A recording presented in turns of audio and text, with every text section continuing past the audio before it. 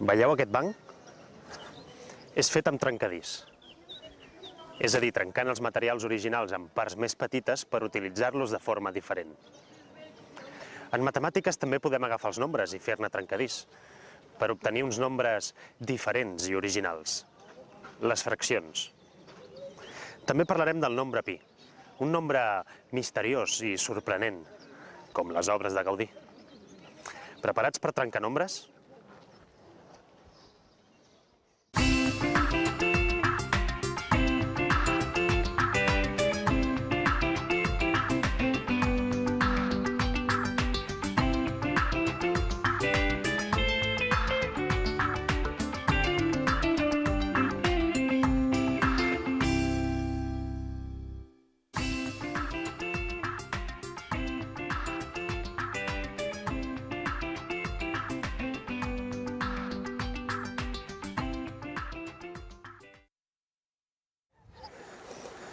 Les matemàtiques i l'arquitectura han estat sempre molt lligades.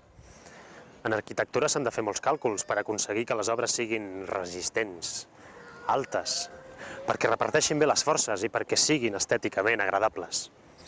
Un dels conceptes matemàtics essencial en arquitectura, com ho és en molts altres camps de la vida diària, és el de múltiples i divisors. Un número A és múltiple d'un altre número B si A conté a B un nombre exacte de vegades. 6 és múltiple de 3, perquè un grup de 6 columnes conté exactament 2 grups de 3 columnes. O també podem dir que és múltiple de 2, perquè conté exactament 3 grups de 2 columnes. De fet, 6 és múltiple de 3 i de 2. Alhora podem dir que 2 i 3 són els divisors de 6. Per què? Doncs perquè són números que ens permeten dividir 6 i que el resultat sigui exacte. Si dividim 6 entre 2, tenim 3 grups. Si ho dividim entre 3, tenim 2 grups. Complicat? No, no gaire. En tot cas, repassem els conceptes. Un número A és múltiple d'un altre número B si A conté a B un nombre exacte de vegades. Un número és divisor d'un altre si quan el divideix ens dona un número exacte. Si hem de dividir les 6 columnes en grups exactes, la feina és francament senzilla. Però quan hem de treballar amb nombres més grans, és molt útil tenir alguns trucs que ens permetin saber, sense haver-ho de calcular, si un número és divisible per un altre. Els números que acaben en 0 o en un número parell són múltiples de 2 i, per tant, són divisibles per 2. Els números acabats en 0 o en 5 són divisibles per 5. I tot número és divisible per 3 quan la suma de les seves xifres sigui múltiple de 3. Aquesta darrera norma és la més curiosa de totes. Podeu comprovar-la fent la divisió a mà, o bé amb una calculadora d'un número tan llarg com vulgueu. Agafem-ne un de 2 xifres, 27. 2 i 7 fan 9. 9 és múltiple de 3, per tant, 27 és múltiple de 3. Comptem les columnes de la sala de les 100 columnes. 86. 8 i 6 fan 14. 14 dividit entre 3 no ens dona cap nombre sencer. Per tant, 86 no és múltiple de 3. Per tant, sense haver-ho d'intentar, ja sabem que no podríem dividir les columnes d'aquesta sala en grups de 3, perquè no sortiria exacte. Ara bé, què passa si quan el que hem de dividir no són columnes, sinó, per exemple, sacs de ciment o altres conceptes més abstractes? Hem de poder fraccionar els nombres per expressar unitats més petites que un nombre enter. Per exemple, mig sac de ciment o una quarta part. I fins i tot hem de poder treballar amb operacions que no puguin fer-se en cap nombre sencer. Per exemple, aquest mosaic de trencadís.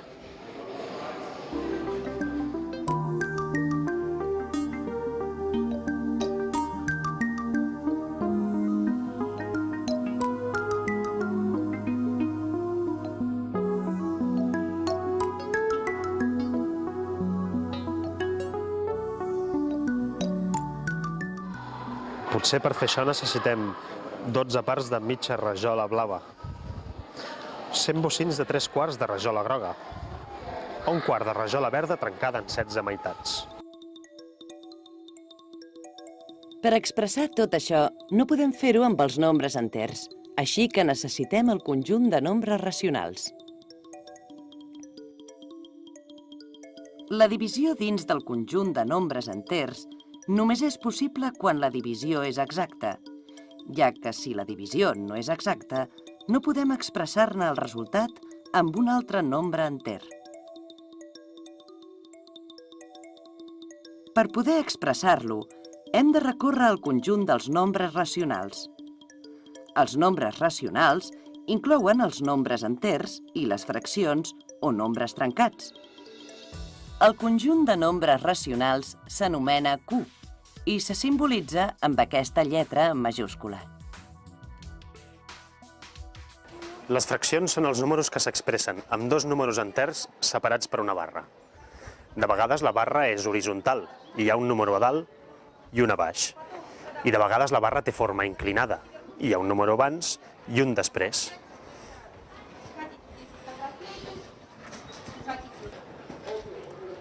En qualsevol cas, el primer número, sigui a dalt o a l'esquerra, s'anomena numerador i el segon s'anomena denominador. El denominador ens indica en quantes parts es divideix el conjunt total i el numerador ens indica a quantes d'aquestes parts ens estem referint. Per exemple, si diem que 2/5 parts del parc són de bosc, ho expressarem amb una fracció de 2 partit per 5. 5 és el denominador, que ens indica en quantes parts es divideix el conjunt total, i 2 és el nombre de parts que corresponen a bosc.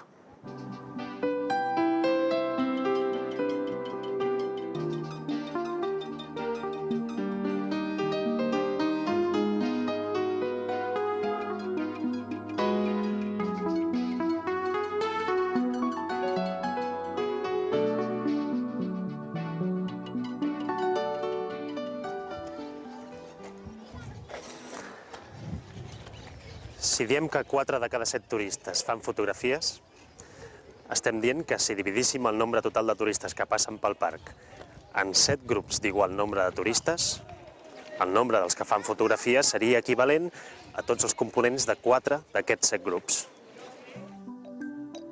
Les fraccions es poden comparar, per exemple, per saber si la fracció de turistes que fan fotos és més gran aquí o a la Sagrada Família. Ara bé, com ho sabré si sé que aquí fan fotos 4/7 parts dels turistes i allà en fan 5/9 parts?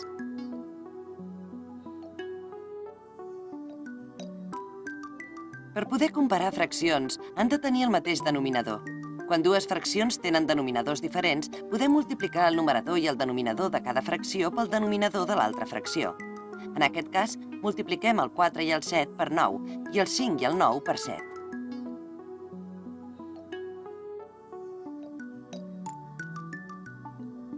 Un cop els denominadors són iguals, estem en condicions de comparar els numeradors. El numerador més gran correspon a la fracció més gran i el numerador més petit correspondrà a la fracció més petita. Només quan els denominadors són iguals, podem saber a quin dels dos llocs hi ha una part més gran de turistes fent fotos. Com que el numerador de la fracció corresponent al parc és més gran que la que correspon a la Sagrada Família, això vol dir que, per poc, el parc té més atractiu fotogràfic. Tornem al trencadís. Què passa si, per exemple, per fer una reproducció en petit del drac del Pargüell, necessito 170 parts que facin una 16a part d'una rajola? Ho hauré d'expressar així.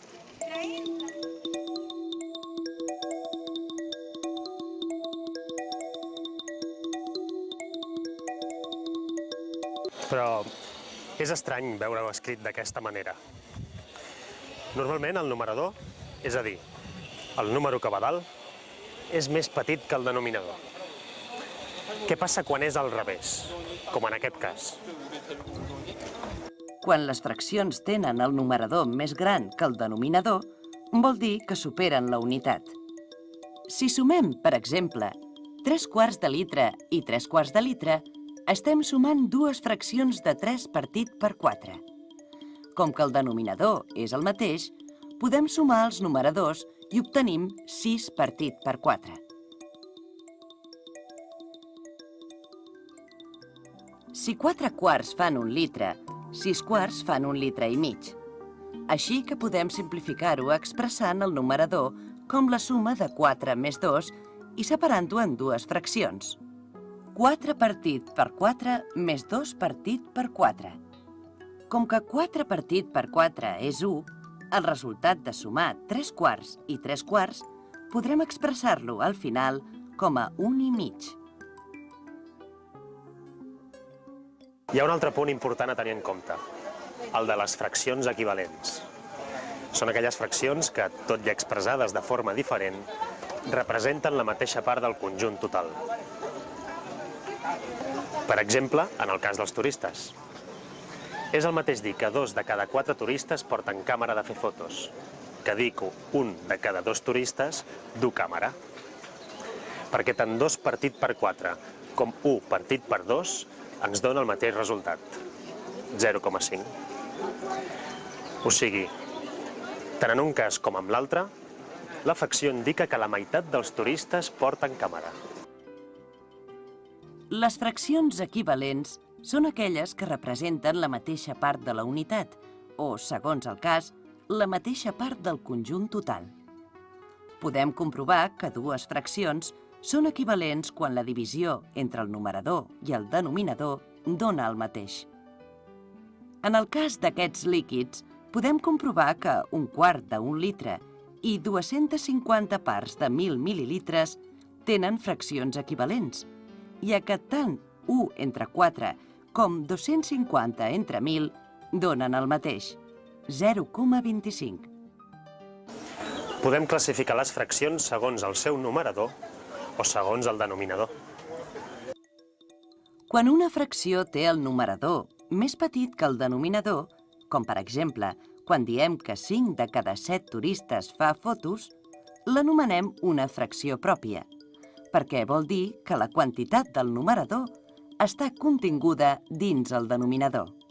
En canvi, quan parlem de 6/4 de litre, és una fracció impròpia, perquè el numerador supera el denominador.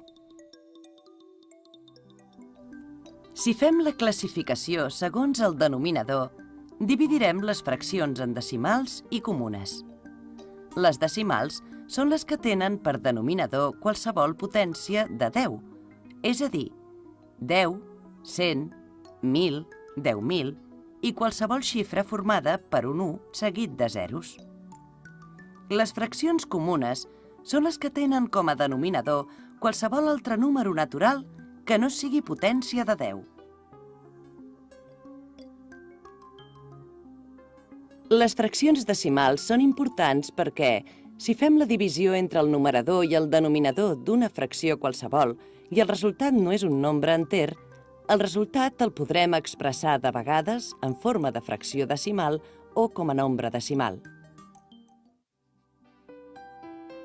Els nombres decimals van néixer com una forma d'escriptura de les fraccions decimals, de manera que la coma separi la part sencera de la part fraccionària.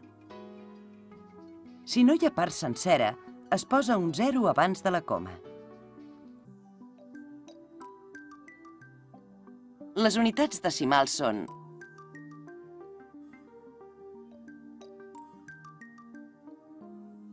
la dècima, que és una desena part de l'unitat,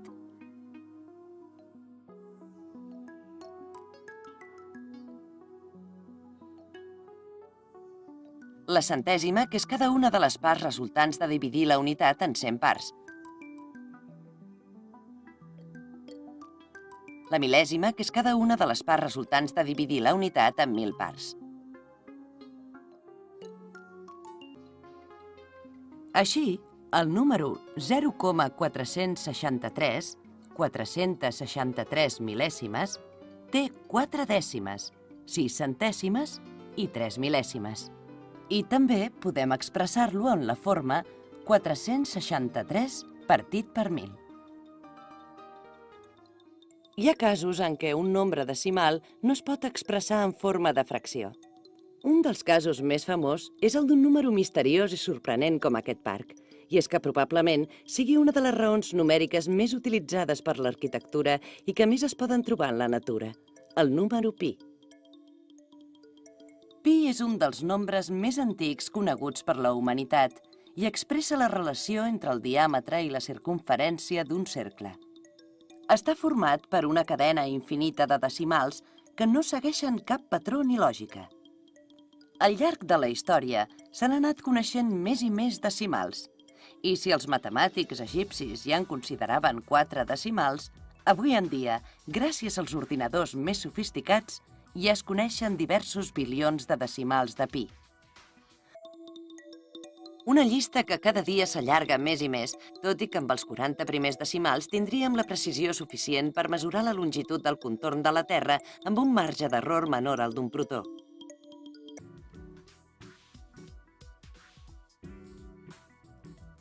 Podem trobar pi a la natura, evidentment en tots els cossos rodons, com la Lluna i el Sol, però també l'arc de Sant Martí i les ones del mar guarden curioses relacions amb pi.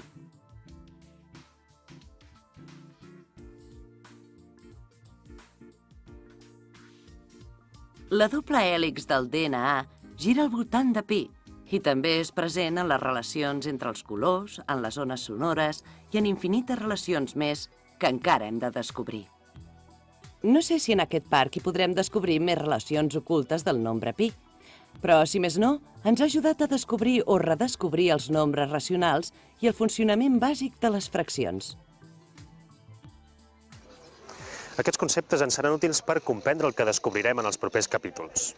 Les relacions matemàtiques, geomètriques, trigonomètriques i de proporcionalitat que trobem a la nostra vida diària i que podem calcular amb relativa facilitat. Fins aviat!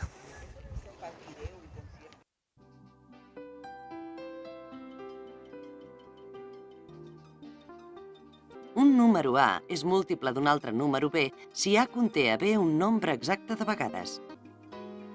Un número és divisor d'un altre si quan el divideix ens dona un número exacte. Els números que acaben en 0 o en un número parell són divisibles per 2.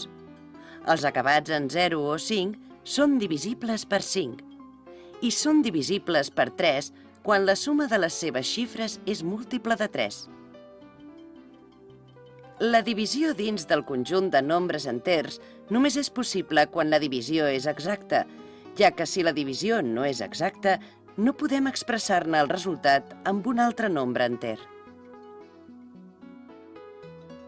Per poder expressar-lo, hem de recórrer al conjunt dels nombres racionals. Els nombres racionals inclouen els nombres enters i les fraccions o nombres trencats.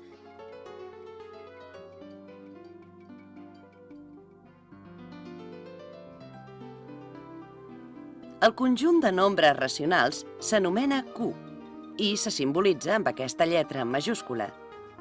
Les fraccions són els números que s'expressen amb dos números enters separats per una barra. El primer número, sigui a dalt o a l'esquerra, s'anomena numerador i el segon, denominador. El denominador indica en quantes parts es divideix el conjunt total i el numerador indica a quantes d'aquestes parts ens estem referint. Per poder comparar fraccions, han de tenir el mateix denominador. Quan dues fraccions tenen denominadors diferents, podem multiplicar el numerador i el denominador de cada fracció pel denominador de l'altra fracció. En aquest cas, multipliquem el 4 i el 7 per 9 i el 5 i el 9 per 7. Un cop els denominadors són iguals, podem comparar els numeradors. El numerador més gran correspon a la fracció més gran i el més petit a la fracció més petita. Quan les fraccions tenen el numerador més gran que el denominador, vol dir que superen la unitat. Les fraccions que, tot i expressades de forma diferent, representen la mateixa part del conjunt total, s'anomenen fraccions equivalents. Dues fraccions són equivalents quan la divisió entre el numerador i el denominador dona el mateix. Si una fracció té el numerador més petit que el denominador, l'anomenem una fracció pròpia i, si és més gran, impròpia. Si ens fixem en el denominador, anomenarem fraccions decimals les que tenen per denominador qualsevol potència de 10. Les que no ho són, les anomenarem comunes.